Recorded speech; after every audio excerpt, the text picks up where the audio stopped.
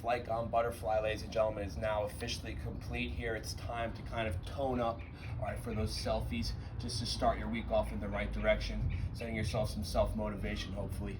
All right, we've got just a nice little couplet here, working on upper body, a little push, a little pull, all right? We're gonna begin with the Wills 21. This is bringing me all the way back to high school, shucks, maybe even middle school, gosh, maybe even elementary school, because I had biceps like this in 6th grade, believe it or not. So it starts with a curl, all right?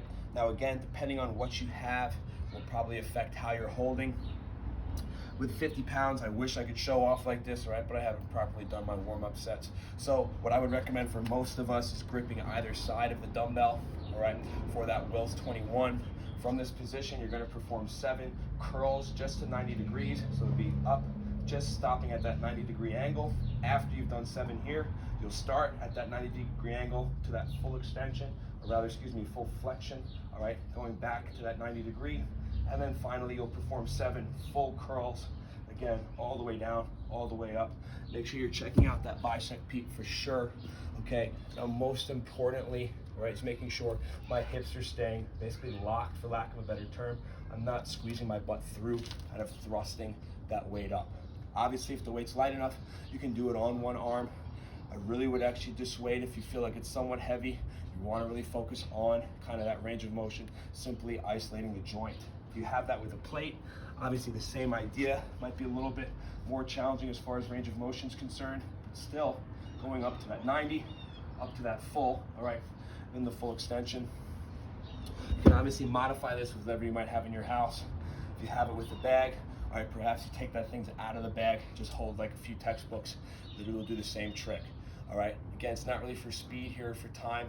You're really more just looking for isolating the joint. You're going to 90 degrees, full flexion, and then you're going all the way down, all the way up. After that, all right, so it's 7 to 90, 7 to full, and then 7 to full, equating to 21. Shout out Will, wherever you are, all right? You do that, and then you'll do the bent over row. You can be obviously resting on a bench or something like that, but assuming you're in a backyard like I am and don't have something to do that with, you're gonna simply reach your hips back, all right? As far back as you can, keeping that back straight.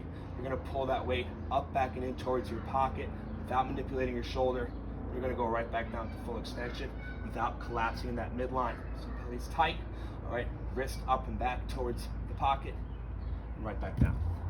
If you have a plate, all right, and you're able to kind of grip the middle, it would be the same idea, all right? If that feels awkward or uncomfortable, then obviously just use 2 arms, all right? Reaching those hips back still, pulling up and in, making sure that your knees are out of the way, all right? But again, more importantly, my belly's staying tight, my back is straight. It would be the same idea if you had that backpack, all right? You can maybe stuff those things back in there, or if you took the books out, you just want to use those, same idea.